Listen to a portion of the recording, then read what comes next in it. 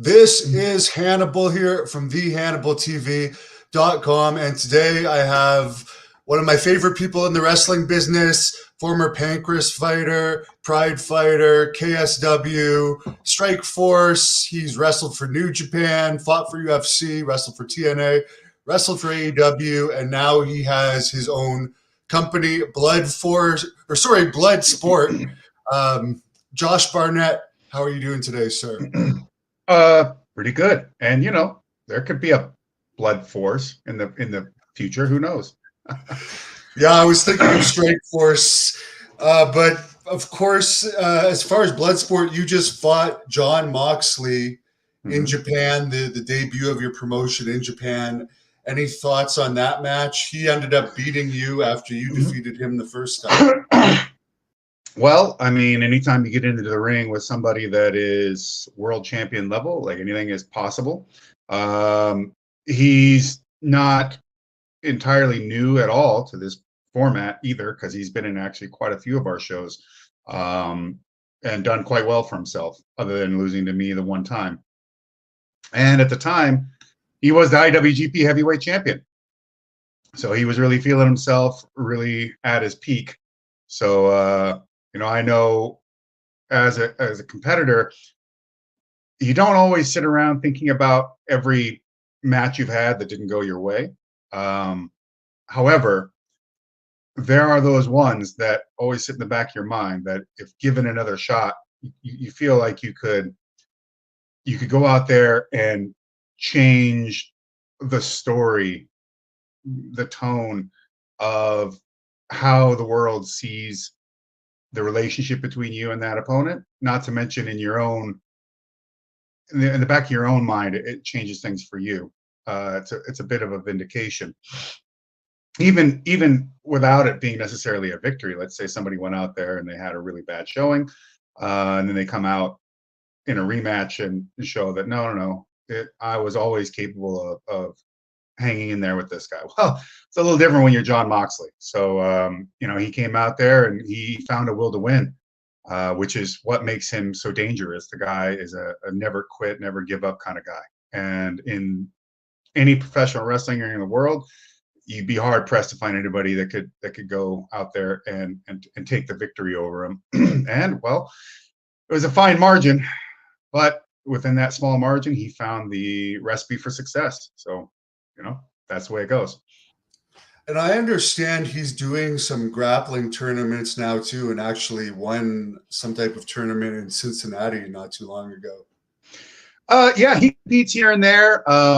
He has an incredibly insane schedule. Probably, I'd argue, greater than anybody he's going to face on the mats. So he just does it for the fun of it. And in the day that we live in, where everything gets to be social media projected and put out there for the whole world, every little tiny little minutia, even a small Naga tournament or whatever. I mean, I've talked to John.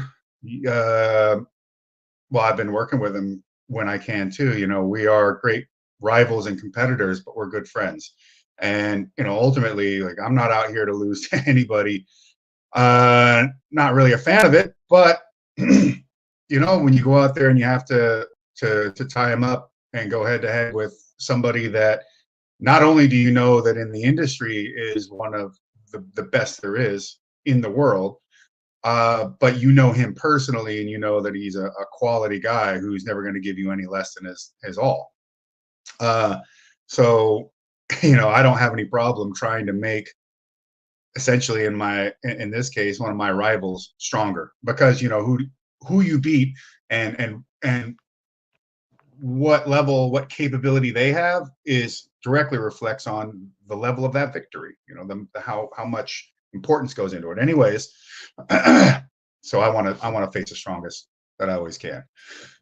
But I know he's gone out there before and won some smaller tournaments and things like that. He just likes to get in the experience, and I don't know how much he's always able to train right now, especially being a full-time dad and a full-time wrestler. But he really loves it. He really loves it, and I totally love the fact that he loves getting out on the mats. I don't love the fact that social media likes to use it as an opportunity to cudgel somebody, which, you know, it could be this, it could be something else. But at the end of the day, you know, John's awesome. And, you know, I'm glad he's out doing what he's doing where he's living now. They've got a lovely setup and it's amazing for them. And their little one is going to grow up in a great community and household. But selfishly, I liked it also when he was in Vegas. He could just come over here a lot easier. Yeah, and also I find, at least at the smaller gyms, if you're somewhat of a celebrity, everyone wants to grapple you and film it, and it's really not that fun. Where I'm guessing at your gym and the bigger ones in Vegas, it's more higher caliber fighters, and you're not going to run into those issues. I think you could find that anywhere, to be perfectly honest, especially in a sport that could be as dog eat dog as MMA, especially is right now. I mean, not to say that it always hasn't had some color of that nature, but I think with the way social media has impacted everything, and I don't want to, you know, sound like I'm just beating a dead horse here, but it has increased that element manyfold. So you could go to a gym full of active UFC competitors who, you know, you come across those gyms where it seems to be like a farm almost, even regardless of whether or not this gym is full of all like the best guys, or they just somehow have a way to keep getting their dudes in the show. But in any case, you know, a known place, you could go somewhere like that and still have people trying to shine themselves off of something they've done in the gym. You know, even if they're not out there filming your rolls and trying to post them up there, they're out there doing interviews saying how much they got you the other day or something. You're just like, okay, man, you know, that's that's pretty immature. But with any place that I'm running, there's none of that bullshit's allowed. Whether you are a hobbyist, just training, or let's just say, like, I've trained Hollywood actors and actresses before, and they have to get in there and get to work on the mats with my students like anybody else. And, you know, I also expect my students to be like, oh, holy shit, there's that gal from that TV show that I really like. It's like, okay, great. You know, they're here to do the same thing as you right now. So you're going to treat them like anybody else. And that also includes it, whether they were or weren't famous, whether they are or are not good looking, or any of these other little factors that might play into it. If I see that becoming an issue, if I see somebody act in a way that I felt is anything less than what our standards should be in the gym, you're going to get hell from me. And that's the last thing anybody wants. Yeah, I understand that. Is it true you were in anger management classes when you were younger? Yes, but that for entirely different reasons. Okay. But you seem so calm. So when I read that, I was like, I guess over the years, you've just changed and mellowed out a little bit. Not really, exactly. I maybe mellowed in some ways, compartmentalized it in others, but really, as a kid, what that was really just stemming from emotional immaturity. And I'm not saying that I even necessarily feel like I was in the wrong for the things that I ended up getting in trouble for, so to speak. But you have to know. You just go into the Kenny Rogers. You got to know when to hold them and when to fold them. So, being really young, you don't really understand how to deal with certain situations very, very, not just very well, but understanding the deeper and greater ramifications of what's happening, and not knowing how to maintain your sense of public respect and things like that at the same time as not also treading into areas that society the last 30, 40 years isn't very comfortable with. 40 years, 50 years. And, you know, just learning how to deal with all that, and also just trying to understand the dynamics of being a social animal like we all are. So, you know, kids got to grow up. The same kids that could be in my position who didn't really take too well to being bullied or harassed or harangued, could also be the same sense where the kids that use a lot of bullying and haranguing, harassing, because seeing how it may get them attention that they think is positive or worthwhile, using those tactics themselves to try and elevate themselves. And it's a cycle, one's doing one thing, one's doing the other, but yet at the same time, a lot of it's stemming often from the same place, just immature kids. So, really the thing I think that's more important is not the fact that kids are going to have emotional immaturity or more like knee-jerk reactions to things at times, or even not react at all and really just penetrate all that deep into themselves in a really unhealthy manner as well. All these things stem from the same kind of immaturity, being kids. And really the onus is you have to be an adult of a certain capability and understanding of children, yourself, the greater world. You have to be made of better stuff to know how to more properly handle these things, more so than just pulling out your little manual and saying never hit or don't do this or whatever stupid platitude that is absolutely brain dead and without really any deeper understanding of how social dynamics and people and kids and all these things work.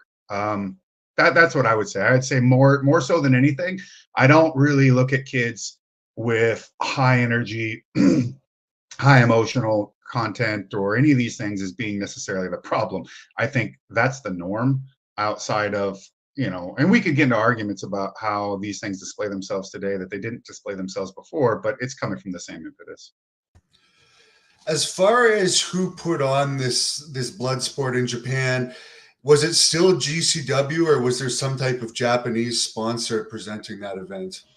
No, this was something that me and my Japanese crew put together ourselves. So I was approached by Rakuten Tickets, by a person from Rakuten Tickets about doing some events or whatever the case may be, through my Japanese agent. And we took a meeting and sat down and I explained the concept and forwarded a bunch of video and other things and I made my pitch. And they found an ear, and that ear was receptive to what we had to offer. And then, away we went. There's a Bloodsport Inc. office that I have out there in Japan for doing these events, and just a great network of people that I've collected along the years that are really capable of doing great things for us, as well as finding the other necessary components to help make these kind of events happen. And then, I don't know, decades of goodwill in and amongst professional wrestling in Japan and in the world that I'm able to call upon to help me try to build these events in whatever way we can. I found it interesting, and I don't think he ended up coming to the event, but Mike O Hearn was booked for it. What happened there? Because it seems weird that he'd be involved with it. I know he's got a martial arts background, but he's been out of pro wrestling for so long. Well, it's only weird because people don't really think of Mike that way. And if they look it up, they'll find a reference to his judo background. But, no one's ever really, I think he's done professional wrestling in his past also, by the way. Like, he was scouted by major organizations, I believe, back in the day, which that's not really much of a surprise. And he's had training, but Mike always saw his path being different. So he never really followed that career path through. And he's Mike O Hearn. He's doing the deal exactly like he wanted to do it. But he's perfect for professional wrestling, to be perfectly honest. And I really wish it would have been able to come to fruition, but unfortunately there ended up being a scheduling conflict due to previous agreements he had with another group for work he's got to do for them. And we had to just step out of the way of that, because ultimately we're trying to do things where people, they're doing this voluntarily. They're choosing to be a part of what we do. I'm not flagging them down and making them offers they can't refuse in either sense, either with terms or with like intimidation or favors. It's nothing like that. It's people, if they're into it, if they're down, the show happens. And if they're not, or if something doesn't work for them, then, and we can't make it amenable, then it doesn't, and everybody's copacetic. So when you see my shows, realize that probably, I would say, a overwhelming percentage of the names that you'll see on these shows, especially the bigger ones, are there because they hit me up or they expressed interest or something of that nature. Like they've chose and wanted to be a part of this, which is great because it makes it so much easier to put these shows together and to try and get the best out of everyone, and the best performance you can in the ring, because they're choosing to. They're not there because they're clocking in, and they're not there because they're forced to, or they're desperate. They're there because they're like, we think this is cool, and we want to do what we can to make it as cool as possible. Well, I hope to see him there in the future. Sean has a good question here. Any chance Steve Blackman could appear in Bloodsport? I have no idea. I mean, as far as I know, when it comes to guys like that, I mean, it's always fun to speculate, and people bring this stuff up all the time. But I think we get caught in a little time warp in our head, and we always remember these people as they were, maybe only a few years removed from when we last were really watching them. But the reality is that these years have been many, and a lot can happen in that time. Not just kind of guys' body breakdown or this or that, sure, and typical, but really more so even, do they even want to do this anymore? Do they want to wrestle this way? Do they want to do this sort of? And a lot of times these guys, like, nah, they're good. They've put their time in and they're past it.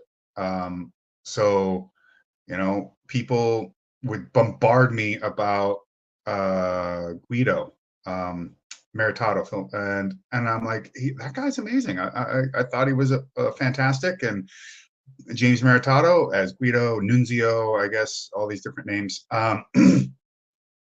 But he said it himself not that long ago. He's like, look, man, I'm just too old for that now. Like, the body's not there. It's not really where he's got so many miles on his body. Which is another thing. It's easy if you're just on the outside looking in and you're not somebody in the business. It's easy to just see guys on television over time and be like, oh yeah, and they're still moving around and all this. If you were James Maritato and let's just not even talk about any of the whatever indie wrestling or other smaller promotions, but okay, he's in UWFI, he's doing a stint there, which is really hard going wrestling. Then you go and you're in ECW, you're in WWE, you're doing dates after dates after dates after dates after dates. I mean, this stuff, rain, shine, snow, light, dark, injured or not, you got it, you're in the ring. So it really does take its toll on you. And to think that just because we've seen some good pictures of them, or maybe working a show here or there, like, oh yeah, well, yeah, just slot this guy in. The fact is, it's like, even if we wanted to, a lot of times these guys are like, yo, we're just sorry, maybe I could get one out of somebody, or generally they're just like, I wish I'd have seen this 10 years ago. And you can't fault them for it in any sense. But it's just the nature of the business. And there's some guys that won't even be as old as James Maritato, who are just like, nah. I hit up, I've hit up some guys that used to be in WWE over the years, recent as well as in the past, and they're like, they are in good shape. They're good to go, and they're far younger, and yet their feelings are like, nah, no, just not doing wrestling, or not, that I don't really feel like that that kind of style is something I could really excel at or suits me or a variety of things. And at the end of the day, you just go, thanks, dude. Thanks for having the conversation and no big deal because you don't owe me anything. If we could make something cool, we will. We actually had Guido against Harry Smith up here for our promotion, Great North Wrestling, last year, and Harry Smith beat him. So there you go. You got the better of the fighters working for you now. As far as Rampage Jackson, you brought him back. He's done a little bit of pro wrestling, but it was nice to see him part of the company. Was that hard to convince him? Not really. I mean, we go way, way, way back. And I just recently did his Jackson podcast. So if you want to hear a bit more about our past, I would tune into that because even on the show, both he and I talked about the fact that people, they don't know, they've forgotten, whatever the case may be. I used to train Rampage and we were sparring partners for years. We've been really close friends for a long time and we've done a lot of stuff together. But people just kind of like, whatever. And for me, it was just a matter of hitting them up, showing them what I was doing and saying, we're going to Japan. So, hey, you want to come along? I'm sure I could find a guy who'll step up in front of you. And Hideki Sekine, Shrek, was easy to get to go in there and to face Rampage as well. So hopefully, Quentin will be more than game to keep doing these and keep going back to Japan at the very least. I thought he had a great debut. If Haku was younger, he would have been perfect for this. But how do you think Haku would have done in probably No Holds Barred if it had been more popular in his prime? I know he was more of a street fighter, but as a fighter and a wrestler yourself, what do you think about his reputation? I'm sure it's well earned. And he's a big, strong, physical guy with a very good physical and athletic past. I think. Yes, he is. He's probably really far too old to be doing this sort of thing now, and not just Bloodsport, but guys put in his miles. So I'm sure, as much as if there was like a fresh infusion of youth into him, I'm sure he'd love to do it, but. He's been in rings and had matches with people and in places that, are just amazing. So, yes, I see in the chat, no shit, Haku's retired. Duh. But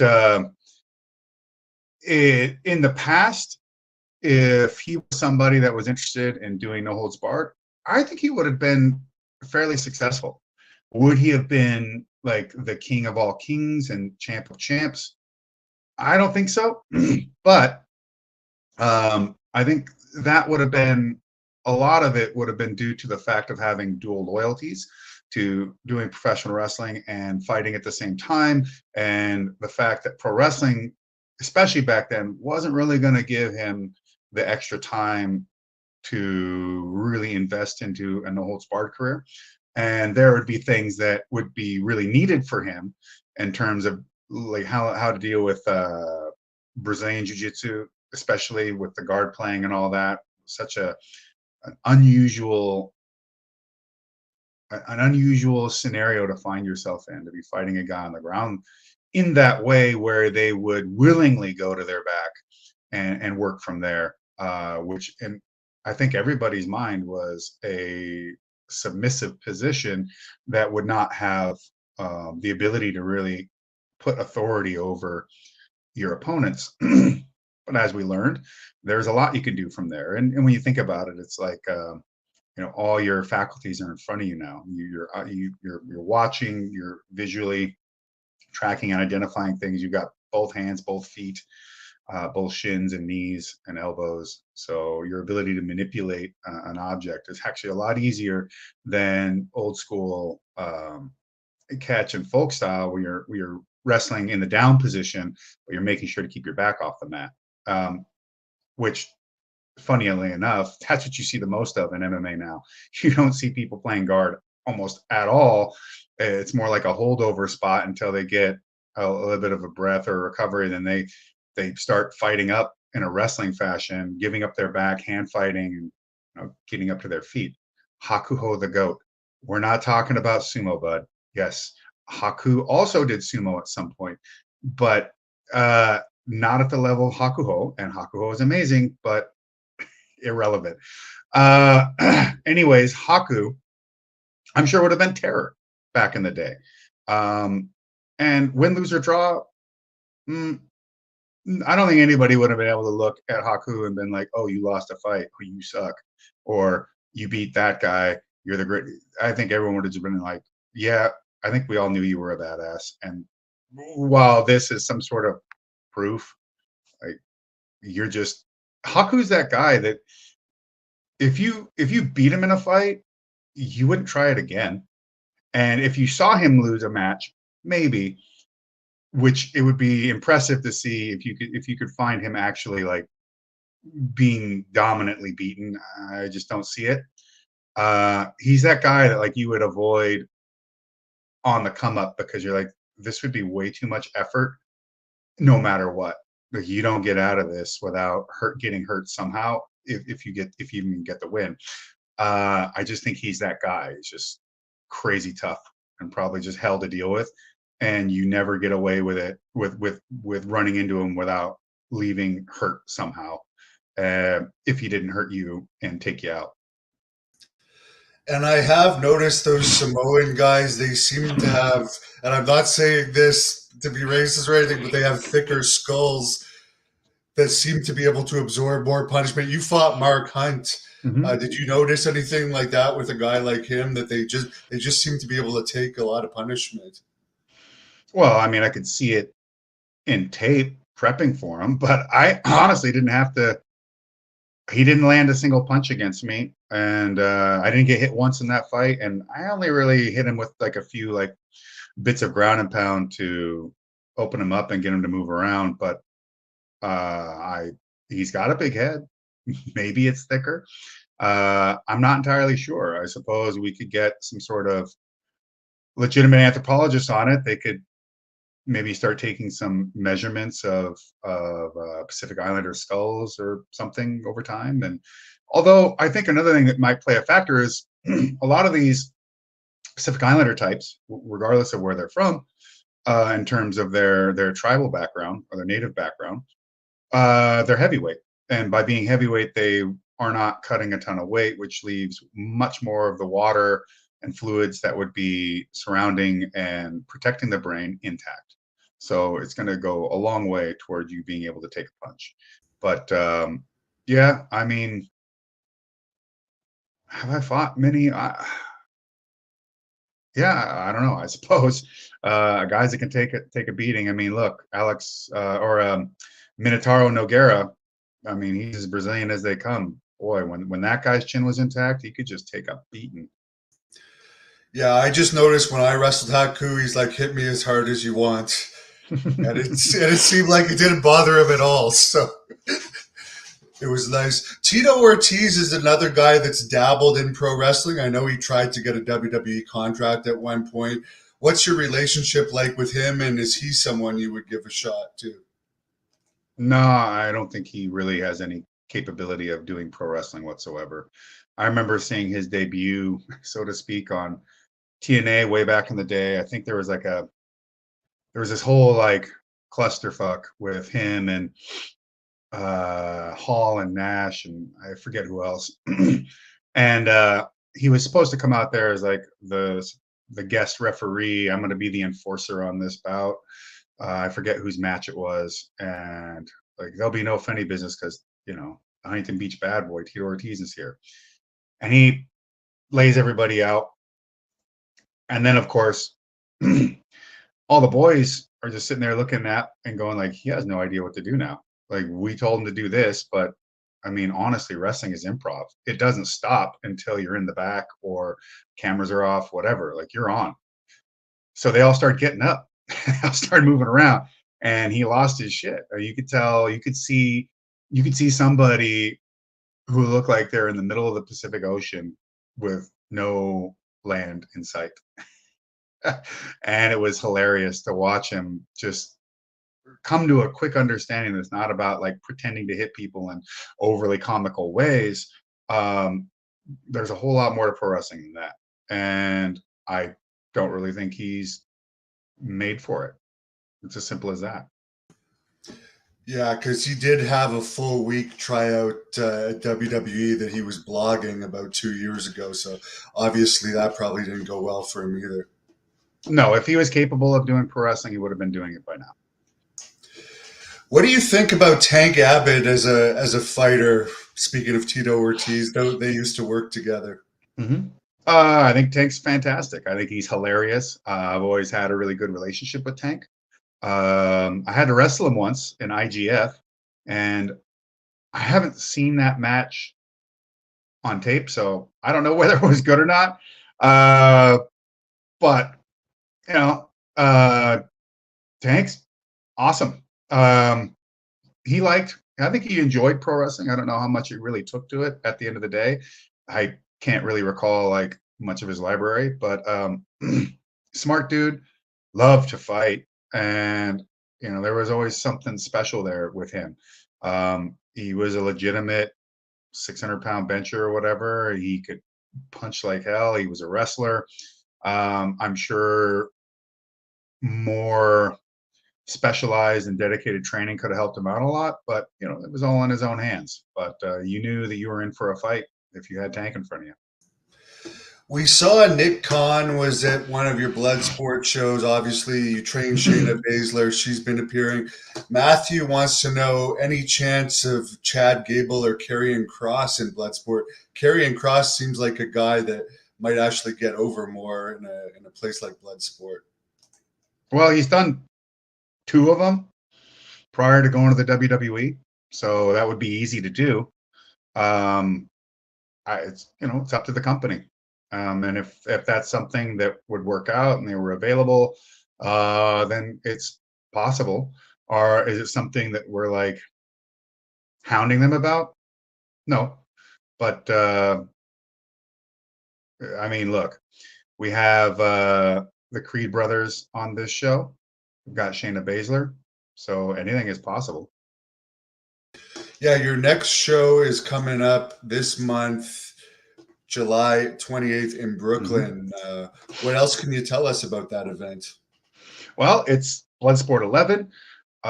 We feel like we've got great momentum leading into this from WrestleMania week, from Japan, and we just made sense to try and put this card together at this time. We aren't going to do a ton of shows a year, and that's on purpose. We feel like it's best to keep these special. Plus, Brett has a very full dance card with all he's doing with GCW, and that takes a ton of time, a ton of responsibility and logistics. And these Bloodsport shows are meant to be special events, not you just turn on the TV every week and catch them. That'd be a completely different discussion. But we've got, I just announced that Josh Woods from Ring of Honor, former collegiate wrestler, as well as someone that's been around the fight business a long time, been a part of, quite a few UFC level guys and other MMA fighters fight camps, helping them prepare. I've always heard like really great things about him. And I know that coming to Bloodsport has been something that's been on his radar for a long time, but conversely, it's been on ours to get him in here. And so we've got him showing up. We have Matt Makowski returning, former Bellator veteran, GCW and Bloodsport veteran. You always know that you're going to get a hell of a match out of him. We've got Miyu Yamashita, who's going to be taking on Shayna Baszler. So you've got a kicker with a karate background from Japan, a very talented professional wrestler from Tokyo Joshi Pro, meeting, a person born up in learning how to professional wrestle from the basis of essentially the shoot style and what you might find in Bloodsport, and then moving into the direction of the WWE. Someone's asking if you think you'll ever be in the UFC Hall of Fame. No, I don't think so. I don't think they'll ever put me in the Hall of Fame. I think there's too much history maybe between all of us, and who knows. But I just don't ever see that happening. And I don't live to be recognized necessarily by Hall of Fames. I'm not going to act like I don't care about those things or I'm too big good for it, because I'm none of those things. I actually appreciate the pomp and circumstance of these kind of aspects of the industry.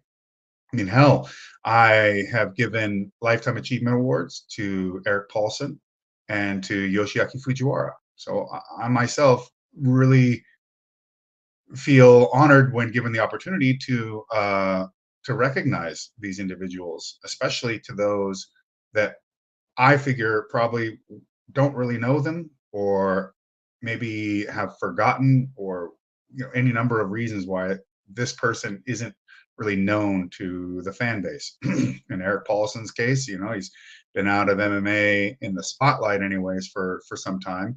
But also, he pro wrestled in IGF. I brought him over there to work for Inoki, and he's also been a trainer and been a massive presence behind the development of shoot and catch wrestling in the United States for a very long time. And that is really big in what we do with Bloodsport and professional wrestling in general.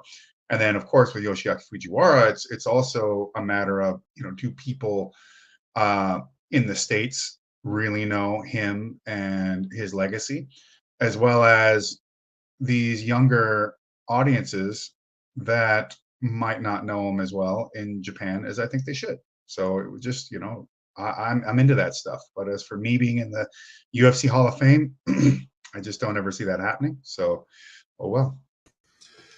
You won Performance of the Night with UFC Fight of the Night twice. Do you think it's time for UFC to finally boost their performance bonuses past 50,000, given how profitable the company is now? Maybe. I think it would be a far better thing to make adjustments in regards to the contract structures, depending on the placement on the cards that particular fighters are, as well as pay-per-view points and incentives towards increasing their paydays by what they draw. I think that would be more important than just making a bigger bonus, because a bigger bonus is just something that happens randomly across an event, which I mean, look, if you're not going out there trying to totally disassemble your opponent, which should equal something highlight reel worthy, I don't know what to tell you. I mean, there's too many guys that are out there just trying to get by. They blow weight on purpose because they know that 20% and whatever, it's worth it to get that win and climb the ladder and get more notoriety under your name and build leverage than it is even to necessarily get an extra 10, 20, $30,000 on the night. Let alone if they could win that 50 grand, which you don't know. I mean, Victor Henry knocked out his last opponent, and yet other fights on that card got picked over him. His debut against Raoni Barcelos, he had just a massive volume war with his opponent. Was the, I don't know, there was like some statistic about, as a newcomer, what the odds were and all this kind of stuff and blah blah blah. Like he's got some stuff under his belt from that initial debut, and he did not win any performance bonus that night either. So I mean, you can have a great performance, you could set some sort of records at the time, and you still might not get anything. So I think it would be them at 50 grand. That's not a problem. The bonus, the performance bonus at $50,000 isn't too little or too much, and it's enough, I think. But what would go a lot longer is to have contracts that better reflected the ability for higher known, maybe higher ranked, it's not just but the athletes that can draw, allowing them to draw that money. because it's not money that you pull out of thin air and give them guaranteed. It's money that they get by essentially proving why they're the semi-main event, or they're on the poster, or they're the main event, or things of that nature. Because you don't put people in those positions that don't draw, that don't put asses in the seats. So if they're capable of doing it, give them the ability to monetize that, and everybody will be a whole lot happier. As far as Billy Robinson, who was a mentor to you and a trainer, Dark Side of the Ring or Tales from the Territory recently did a episode where they claim that Peter Maivia ripped out his eye. Did he ever tell you about this story? Because I know he had both of his eyes when he passed away. Could you shed any light on it? I mean, maybe he got into a scrap with Peter Maivia, and Peter Maivia attacked one of his eyes. I mean, it's all possible, but like Vader's eye was sticking out, and he just popped it back in and kept doing his fight, whatever you want to call it, with Stan Hansen.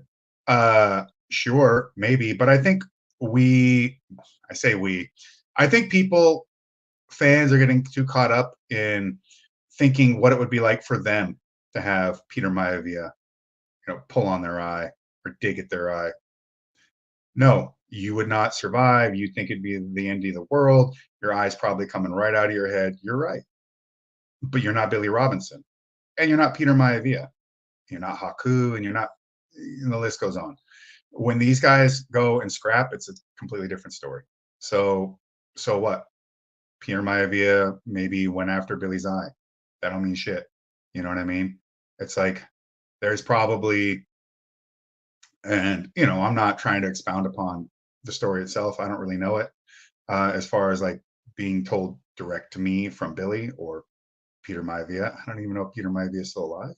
Anyways, I'm pretty sure he's passed away now. Okay. But there could be some like really big name guy in this era.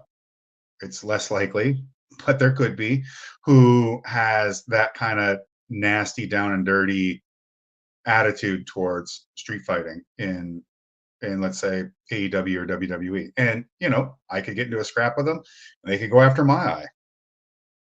They're not going to win, and if anybody plucks mine, they're losing two of theirs. I'll look cool in an eye patch, and we'll see how you handle a cane. But it's just, I think some of it was back in the day with working, because it was an industry that, well, I mean, could end up in places where they're going to stiff you over money. Some guy's really going to shoot on you. All kinds of them. Some wrestlers might decide to try and jump you and steal your. Any wild ass thing could happen. It was a different era, different time.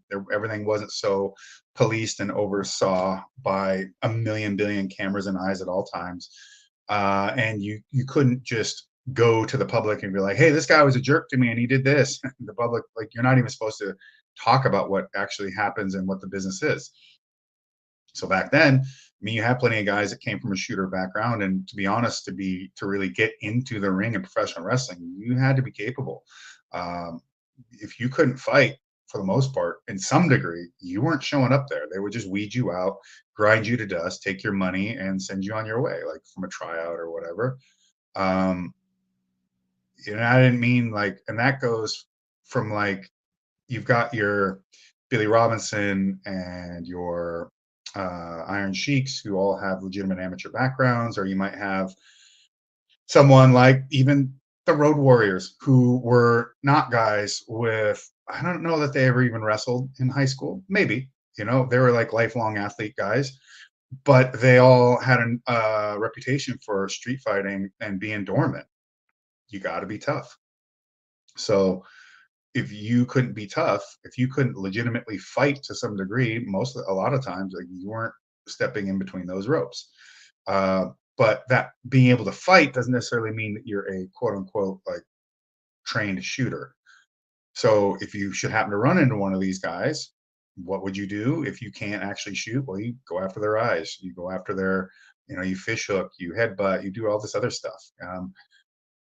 Totally given as something that if you didn't want some shooter to try and break your arm off and beat you to death with it, I could see somebody employing such tactics or biting. You know, a street fight's a street fight. It's not a match in the ring. It's different. But whether or not Peter Maivia damaged or hurt Billy's eye or doesn't matter, or did not. It's irrelevant, because that doesn't necessarily mean that Peter Maivia won the fight either, or that at the end of the day, whatever it was, they didn't settle their differences and call it good. And you know, Billy's eyes worked fine enough to tell me or whoever else that you're fucking it up, do it again, whatever. So it's just you got to remember, dark side of the who knows, it doesn't matter. These are meant to entertain and sensationalize. These are not meant to necessarily always tell a very plain, simple truth. That is 100% true. And as far as Mark Kerr, who The Rock is doing a movie on, I know you've grappled him a couple of times. Mm-hmm. Are you going to have any role in this movie by any chance? Because I know some real fighters are. And what are your thoughts on Mark Kerr?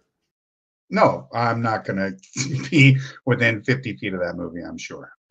Whoever is sewn up on the stunt and action team side, and I guess consulting side, they've locked it all up. They've got their buddies in. They've got whoever, you know, they felt that they could get a hold of. I've got, you know, I know some of the people on the set, and I think they're fantastic. But no, there were decisions made already. That's not how Hollywood works. Hollywood is not, hey, we need to find the exact perfect dude who knows and this and that. No, that's not how Hollywood works. Like, oh, I'm going to get all my buddies in, or I'm going to use my network. Well, how about does this guy even look like so-and-so? Doesn't matter. Close enough. He's in my network. He gets shuttled in. Or you'll get a lot of people in the stunt action choreography stuff who are going to like, oh yeah, I can do that. The number one thing in Hollywood is to always say you can do whatever it is they're asking you to do, even if you have no fucking clue. So I know I've done fight choreography for some small movies before, and I've done all my own choreography for my fight scenes, essentially, minus one that I still was able to add some different little improvisations and changes to, but it came to me as a whole set together previs, and it's like, well, the person you're going to be working with has been working off of this the whole time, and if you're going to make a bunch of changes or switches up, it's not quite the same. So in this case, this is just, you know, standard Hollywood stuff. It's not against me, by the way. It isn't like personal. It's just the way that the business works. And some of that is, you could call it nepotism or cronyism. But honestly, there's a thing that I think people don't really consider, and that is, one, movies are millions of dollars, millions upon millions of dollars invested into creating these projects. And even with tons and tons and tons of capital, shit still goes wrong.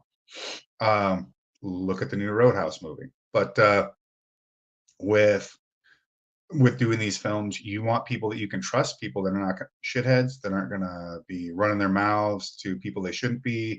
They're going to have a good attitude on set. They're going to be professionals that are going to be where they need to be when they need to be there.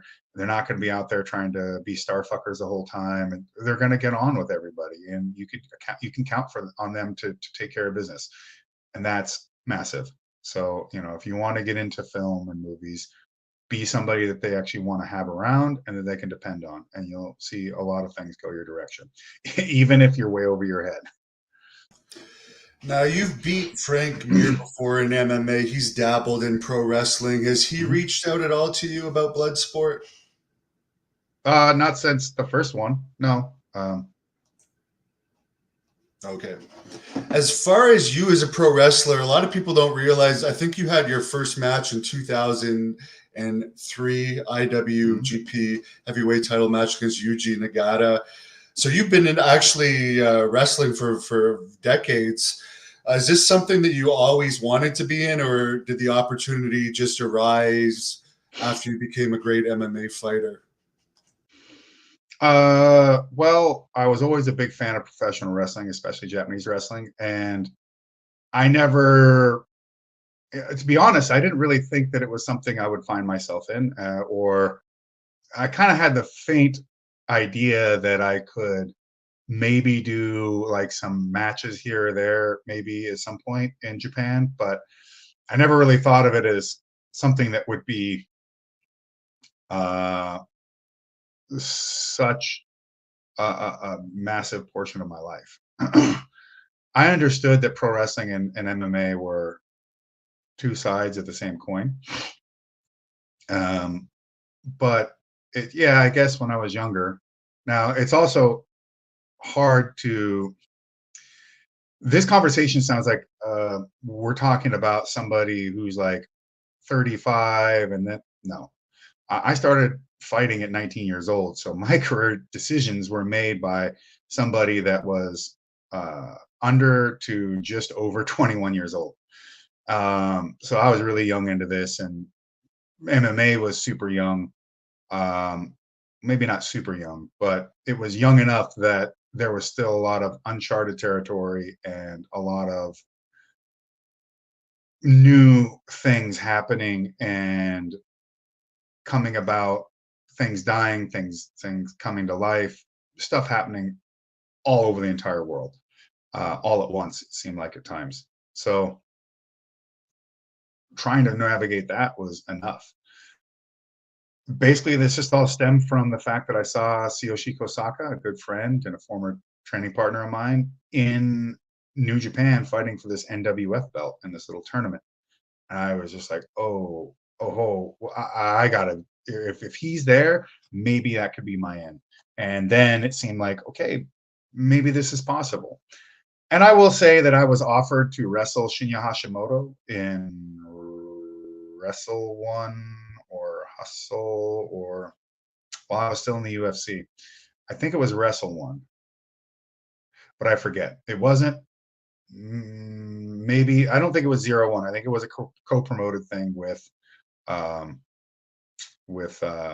Ryzen. I mean, sorry, Pride or something of that nature back then. It's been a long time. Because I think I was like 23 or 22 or 23 at the time. And I was still in the UFC because I had to ask them about permission. But at the same time, as cool as it sounded to wrestle Hashimoto, at the time, it just, even in that the UFC is like, nah, we can't have you, we can't have you doing this. This isn't, this doesn't really work for us, what we're doing. Like, okay. Also, I was also thinking like, what's really the point of me going out there and wrestling Shinya Hashimoto? Nobody's going to think I'm going to win. I've never done a match. It just, and Hashimoto at the time didn't lose at all. Like, this guy, I don't know if I'd have to look it up on like Cage Match or one of those websites, but there was a point at which every time I came across a Hashimoto clip or blurb or anything about, he never put anyone over for like years upon years. When after leaving New Japan, it seemed like he was just every single match he won all the time. And I thought, well, it doesn't really do anything for me. Doesn't really do anything for him. And the UFC says no anyway. So it was like, well, nah, I had to tell the person who had contacted me. I was like, nah, I can't do it. So, but I don't regret it. I do regret never being able to be in the ring with Hashimoto. But just in general, like, I always had the idea of the potential of doing some pro wrestling in the back of my head. Never did I imagine that I would be taken under the wing by Antonio Inoki and training with Billy Robinson and Carl Gotch and learning from everybody on the road like Jushin Liger and Yuji Nagata and Chono and a whole laundry list of names who have helped me out along the ways, and saw that somebody who was coming from being a shoot fighting world champion, number one in the world guy in MMA, coming to them as a total newbie and not telling them, oh yeah, I know, or anything, but just being like, hey, teach me. As far as Bobby Lashley, you had a pretty good match with him in TNA. Well, I guess he went back to wrestling for the money, but how do you think he would have done had he continued to pursue MMA? Because he seemed pretty good at it. I think our match in IGF was much better, but nonetheless, I think he would have. I think he would have racked up a quite a laundry list of victories under his belt. I used to train and corner Bobby for a lot of his fights, and it used to be, if he would drop into town, even while he was still in TNA, and he was still able to fight here and there. And he'd drop, he's like, hey, I'm dropping through LA for something. You around? Like, yep, all right. Well, I only have a little bit of time, so, and I might be in my backyard in Hollywood at the time, holding pads for Bobby, just working with him, shooting the shit, talking life. Or he'd come out here and spend some time doing training camps, or he'd come and I'd go to the Air Force Academy and train with Joel Sherritt up there, and Bobby would come up to the campus and he'd come out there and be a part of my training camps. Bobby Lashley he's one of my boys. So fighting wise, I mean, he could still be taking people's heads off and shooting 3-pointers with them if he wants to. I don't blame him for going back to the WWE and doing what he's done, because he's been there a long time doing great stuff. And I just only hope for more awesome things for Bobby. I think that even with all the accolades under his belt, I feel like there's still so much more that can be done with him. And I think just incredibly highly of Bob. Last question here. With all the money being thrown around these days in wrestling, like it's absolutely ridiculous, the money people are making these days. Are you tempted at all to try and go full time with AEW or WWE? I know you've done well for yourself over the years, but it's got to be a little bit tempting when you see some of these contracts. Yeah, well, and as a manager, I see these contracts, so I know what's out there. It's it's not just a simple matter of like, oh, I could just go out there and wrestle 290 days out of the year or whatever. It's more than that. I have a different life set up underneath me. I've got students in professional fighting and wrestling. I've got a distillery. I've got a new line of MMA training gear and clothing coming out called War Materials. We've released our first release was a collaboration with the death metal band Amon Amarth, and that sold smashingly well. Like all the items sold out almost right away. And we're going to do a special seminar at Bloodstock Open Air Festival. It's a big heavy metal open air festival out there in England. So we're going to be doing that in August, and it sold out in a mere few hours to help promote our new line. I've got a lot of different things on my plate, not to mention booker, producer, agent, all the things that come with running professional wrestling shows and putting them together, be it in Japan or with Brett here in the US. I got a full plate, and I love wrestling. So the opportunity to do meaningful stuff in WWE or AEW or TNA or something like that, I'm totally open to it, because I love wrestling. I love having the opportunity to get out there and face somebody that I think is worthwhile to do it, and to create a moment for that time that we meet. I love it. But as for like chasing after, I mean, everybody's got my number. So if they want to bring me into the fold for something, then it's not really very difficult. But I'm not out there trying to kick someone's door in, telling them like, oh, look at this huge program I got all lined up, just hire me to do it and put me in. It's not needed. I can go anywhere and work anyone anywhere. But it's I'm 46. I got a lot left in the tank, but my pathway is going to be a little bit different. And of course, speaking of a lot less in the tank, are you going to be wrestling on this July 28th Bloodsport event in Brooklyn? Well, that's the intention. I wrestled Moxley in Bloodsport Bushido in the main event. We went Ended up going 22, 23, 20 out of 25 minutes possible. And then I followed that up on July 1st, taking on Yu Izuka and Glate in a UWF match. And while, big difference between a young, much smaller up and comer like Izuka, who has a great potential future, and a hardened heavyweight veteran like John Moxley, it's night and day. But I can go out there and go. I've got plenty to offer, and with the Bloodsport shows, this is my battleground. So it is the place that you're going to find me the most. And we're looking out there for the right potential victim. Oh, I'm sorry, I mean opponent for this upcoming card.